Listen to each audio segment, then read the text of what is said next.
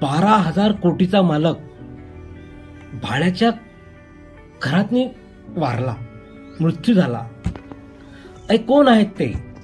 आपल्याला प्रश्न पडला असेल की कोण आहेत ते व्यक्ती की ज्यांची एवढी मोठी अफाट संपत्ती असून सुद्धा त्यांना भाड्याच्या घरामध्ये मरावं लागलं. किती दुर्दैवी गोष्ट आहे की जो जो जो व्यक्ती आपल्या जीवनामध्ये एवढी मोठी संपत्ती गोळा करतो, एवढं मोठं स्ट्रगल करतो, एवढं मोठा सगळा साठा जमा करतो, परंतु त्यांचा मृत्यू हा कुठं होतो? तो एका भाड्याच्या घरामध्ये होतो. तर असं का झालं असेल? तर मी गोष्ट करत आहे आपली विजयपत सिंघानिया यांची. नुकतंच त्यांचं निधन झालं आहे. एकेकाळी ते अंबानीपेक्षा पण श्रीमंत व्यक्तीमध्ये त्यांचं नाव होतं. त्यांनी आपल्या मेहनतीच्या बलावर त्यांनी आपली ओळख निर्माण केली. त्यांचा जर रेमंड कंपनी आहे, त्यांनी त्यांच्या अनंत उंचावर त्यांनी नेऊन ठेवलं. अनंत कोटी रुपये त्यांनी जमा केले आणि प्रचंड मेहनत करून त्यांनी हे सगळं गोळा केलं. परंतु एक काळानं असा आघात घातला की त्यांच्याकडून एक चूक झाली.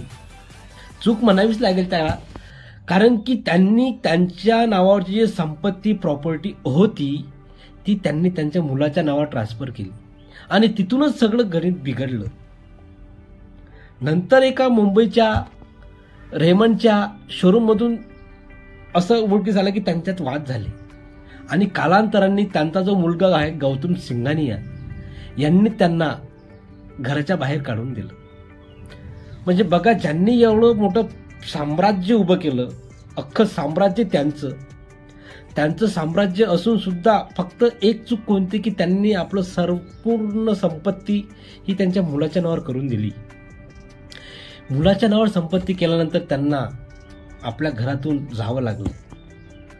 मुलांनी त्याला काढलं आणि त्यांना एका भाड्याच्या घरामध्ये आश्रय घ्यावा लागला.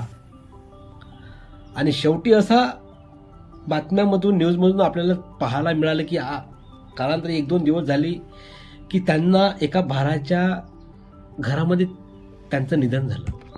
किती लाजिरवाणी गोष्ट आहे की एवढ्या मोठ्या 1000 कोटीचा मालक, तो व्यक्ती, त्यांना भाड्याच्या खोलीमध्ये मरावं लागलं, निधन झालं त्यांचं.